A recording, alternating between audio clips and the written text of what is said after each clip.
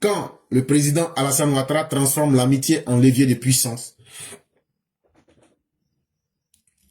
vous auriez pu voir, pour ceux qui sont sur la toile et qui ont pu regarder l'actualité récente, le président ivoirien était en France et il y a rencontré le président français Emmanuel Macron. Et les images que vous avez pu voir étaient saisissantes. Le président Ouattara reçu en tête-à-tête à l'Élysée par Emmanuel Macron.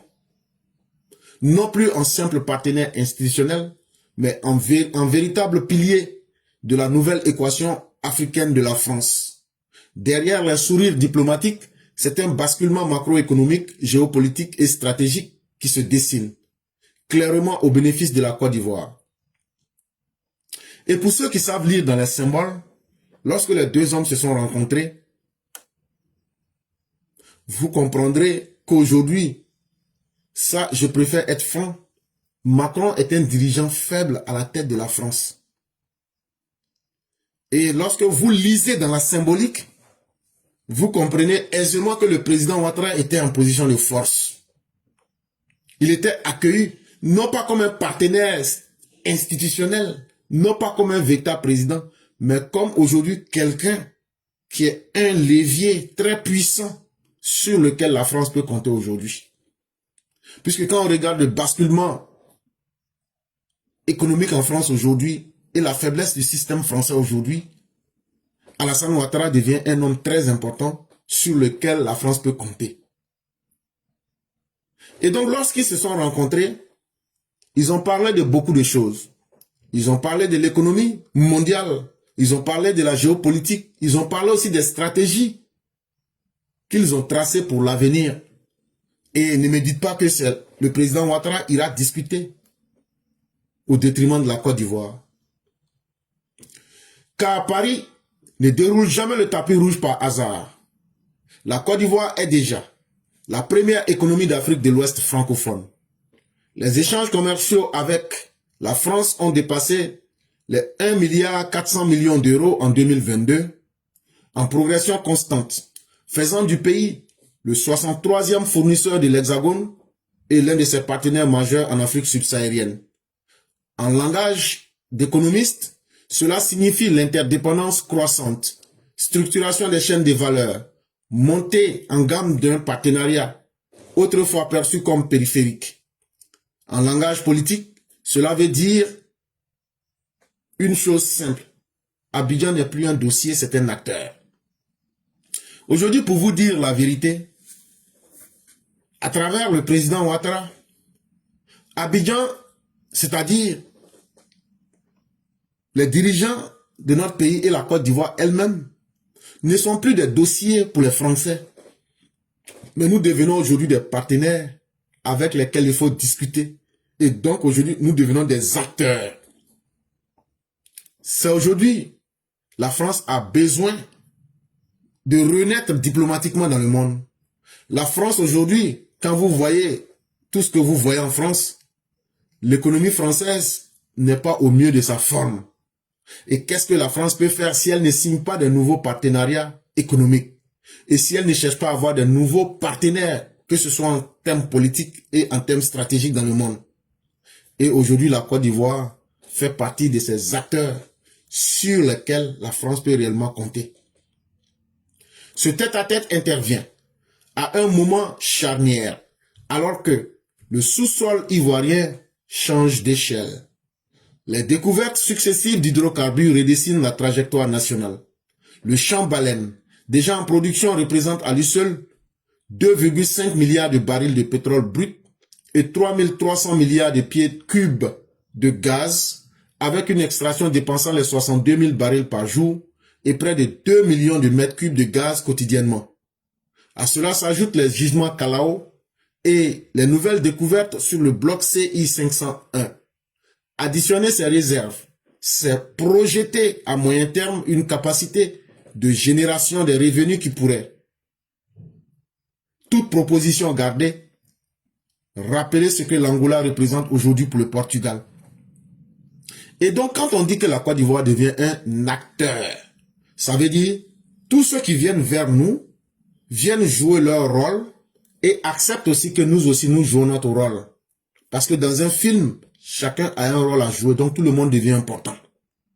Et aujourd'hui, c'est ce que la Côte d'Ivoire devient. Et la France avait perdu le contrôle parce qu'elle s'était mis, ou bien les événements l'ont dépassé.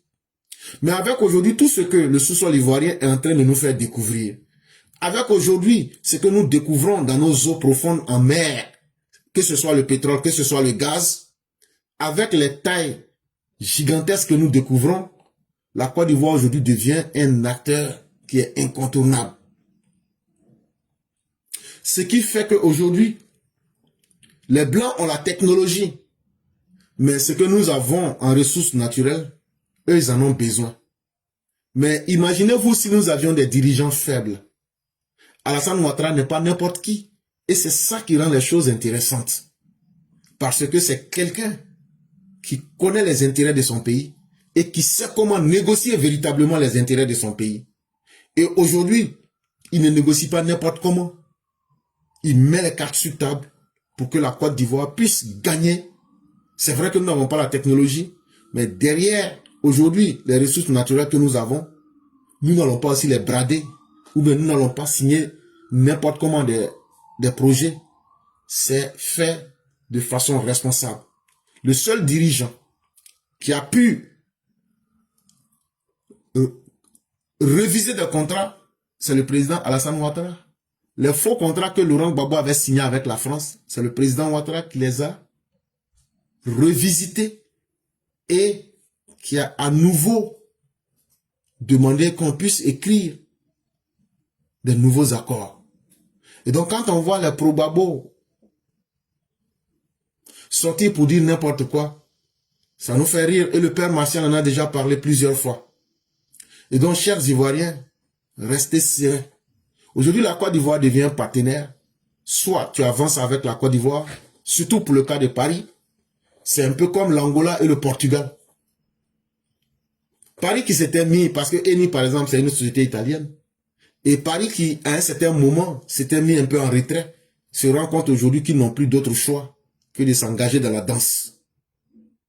L'Angola est devenu un investisseur massif au Portugal, rachetant des actifs stratégiques et attirant une immigration portugaise en quête d'opportunités.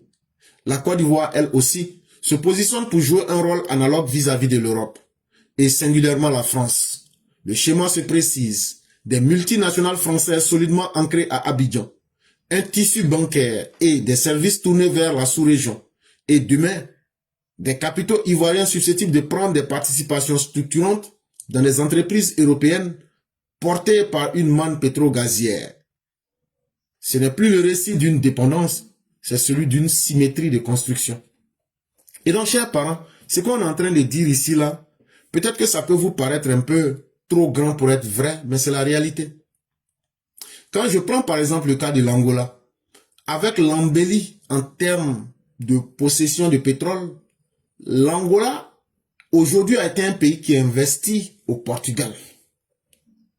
Et avec aussi l'embellie pétro-gazière que la Côte d'Ivoire connaît aujourd'hui, avec tout ce que nous sommes en train de découvrir aujourd'hui, ne soyez pas étonnés qu'avec l'intelligence, la grande intelligence du président Ouattara, la Côte d'Ivoire puisse être un partenaire qui va investir en Europe pour les intérêts de la Côte d'Ivoire. Et cela, nous le savons déjà, à travers la Banque de la reconstruction européenne.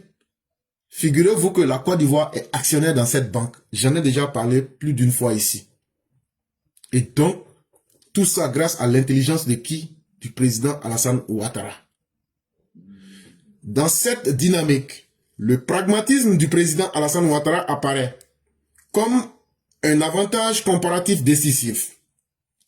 Ancien technocrate des grandes institutions financières, il aborde la diplomatie comme un portefeuille d'actifs.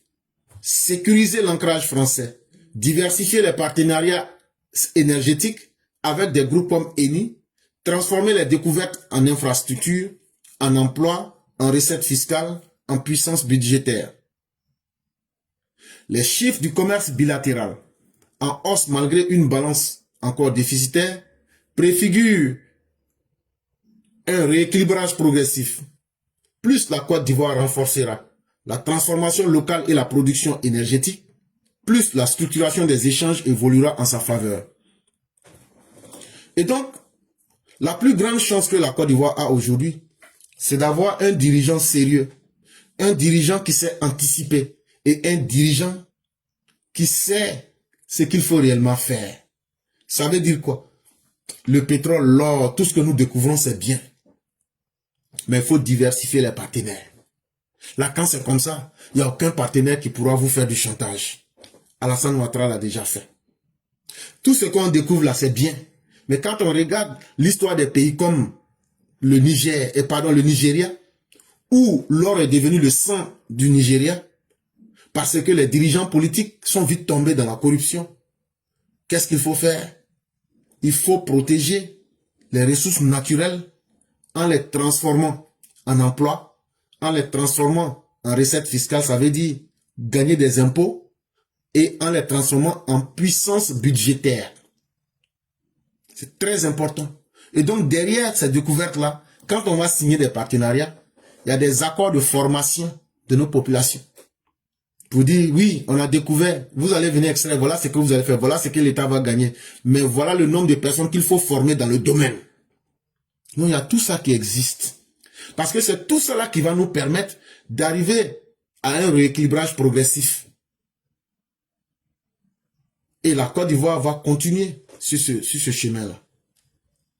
Sur le plan géopolitique et sécuritaire, Paris a besoin d'un allié solide au moment où le Sahel se recompose, où certains régimes prennent leur distance avec leurs partenaires traditionnels et où la menace terroriste glisse vers les frontières nord-ivoiriennes. Abidjan s'impose comme un pivot. Stabilité politique relative, croissance soutenue, armée en montée de puissance, coopération active en matière de renseignement et de lutte contre le terrorisme. Dans cette architecture, le dialogue stratégique relancé à l'Élysée dépasse largement le protocole. Il consolide un axe Abidjan-Paris, appelé à structurer la sécurité d'une partie du golfe de Guinée. Et donc cette rencontre-là, ne la voyez pas comme une visite de santé ou de balade, une simple balade. C'était surtout pour aussi redéfinir la question sécuritaire dans la zone ouest africaine. Aujourd'hui, Paris, et comme dans le monde entier même, a besoin de partenaires économiques forts. Puisque dans un monde, chacun cherche à assurer ses intérêts. Et cela ne peut pas se faire sans la paix. Cela ne peut pas se faire sans la stabilité. Et donc aujourd'hui, quand on regarde aujourd'hui la volonté des pays du Sahel, que sont le Mali, le Burkina, le Niger, qui veulent forcément envoyer le terrorisme vers les pays qui sont au sud, comme le Ghana, la Côte d'Ivoire, le Bénin. Aujourd'hui, le sérieux des dirigeants ivoiriens fait qu'ils sont aujourd'hui des exemples de stabilité. Et en même temps aussi, on voit une croissance économique. Et donc, c'est important que dans un tel environnement, ceux qui ne veulent pas copier le modèle des désordres venus du Sahel, on puisse travailler avec eux pour devenir des partenaires, pour consolider, structurer la sécurité dans le golfe de Guinée, c'est-à-dire en Afrique de l'Ouest. Cette séquence diplomatique fragilise aussi certains narratifs de notre opposition ivoirienne. Pendant des années, des voix ont parié sur un isolement international du pouvoir d'Abidjan, sur une rupture supposée d'avec Paris, sur l'idée que les grandes chancelleries européennes leur seraient favorables. Les faits racontent autre chose. Reconnaissance d'un 4e mandat, félicitations renouvelées, invitation officielle en pleine redéfinition de la politique africaine française, là où les stratégies de déstabilisation espéraient prospérer, la crédibilité macroéconomique et la visibilité géostratégique ivoirienne s'affirment. Et donc, que n'a-t-on pas entendu? Ouais, vous voyez, les autorités françaises, le jour que TBO va aller en France, ils vont l'arrêter. Ouais, on a vu ça dans des journaux. Et on vous a dit que vous perdez votre temps. Non, c'est fini pour la Côte d'Ivoire. On s'est promené avec Chaka Dian dans toutes les chancelleries. On a expliqué, on allait au Parlement européen, on a parlé. Mais ce n'est pas ce petit bavardage. Ce n'est pas ça la politique mondiale. Parce que comme disait un Français, les États n'ont pas d'amis, ils n'ont que des intérêts. Et donc vous pouvez bien vous promener.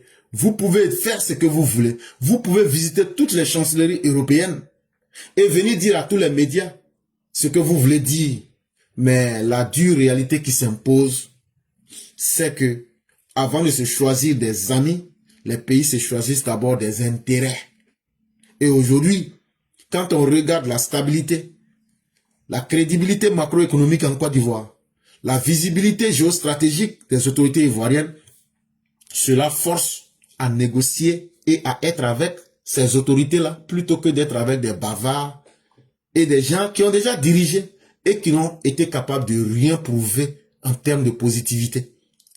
Et si, je vous le dis, j'aime à le répéter, si nous n'avions pas aujourd'hui des autorités qui étaient fortes et qui avaient tout un pouvoir de pouvoir stabiliser la situation, depuis longtemps la Côte d'Ivoire est tombée, ou par le djihadisme, où les grands groupes se seraient formés pour déstabiliser le pays et puis piller toute l'économie que vous voyez aujourd'hui.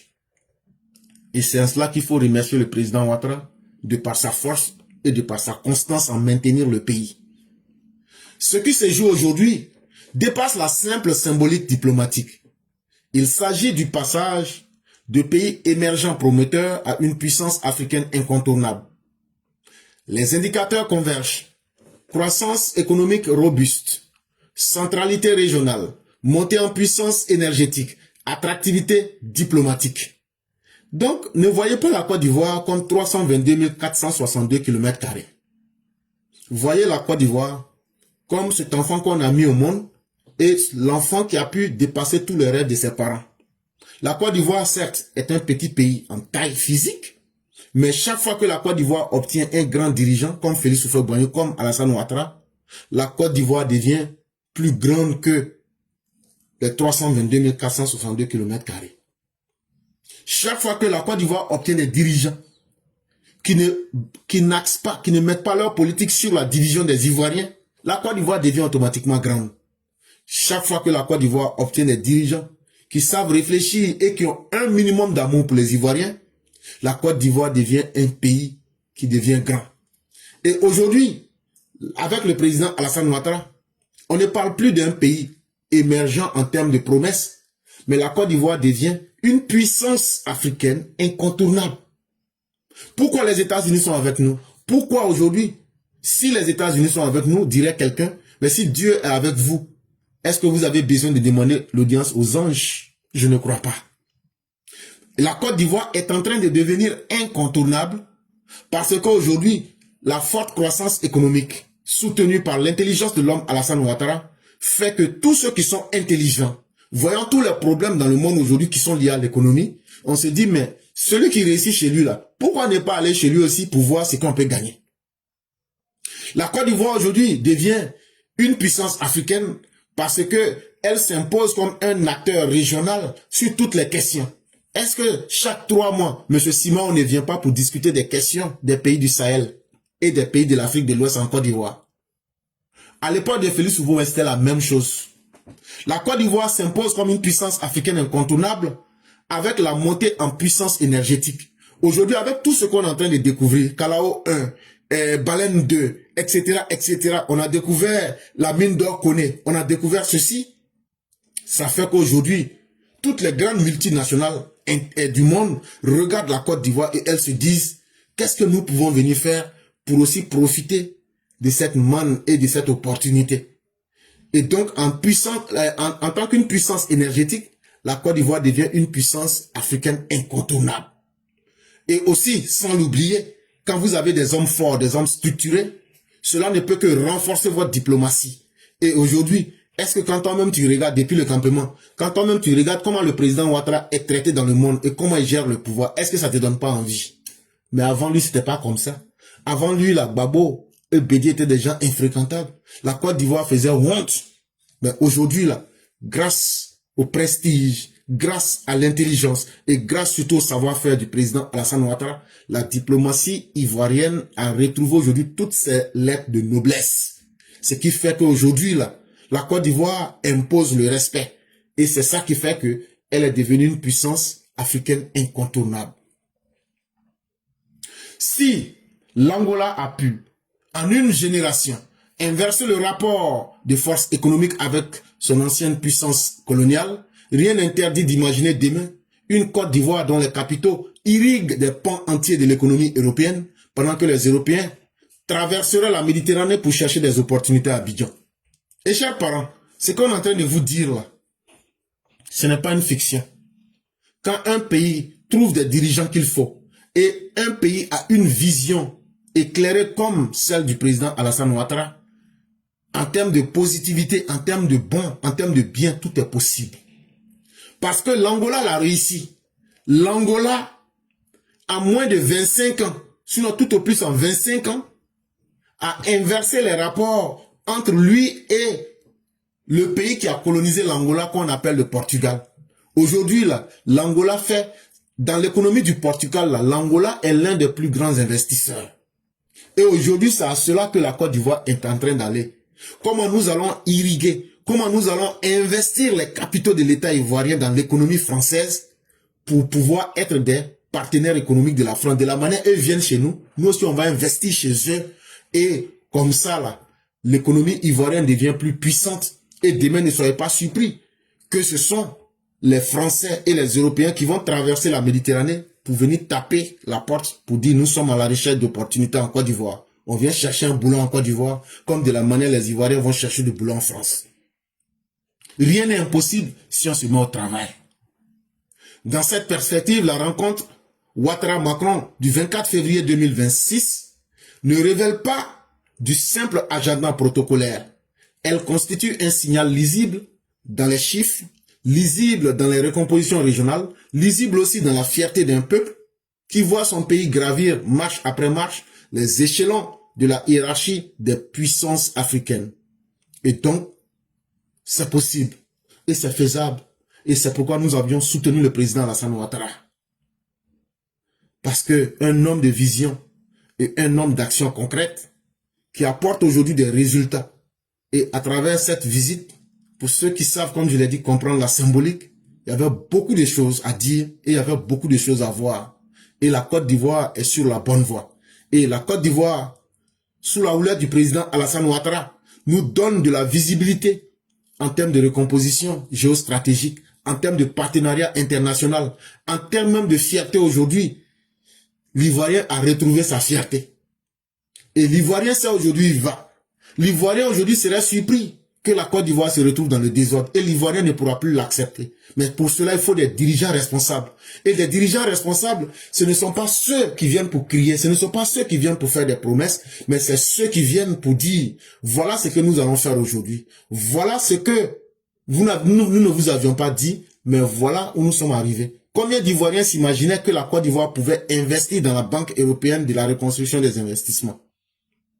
Et demain, là, avec aujourd'hui la stabilité qu'impose le président Ouattara, j'aime bien le dire, les grandes nations, quand elles ont des dirigeants faibles, elles s'exposent à deux dangers majeurs. À une crise de gouvernance ou bien à une crise économique. Mais aujourd'hui, regardez la France.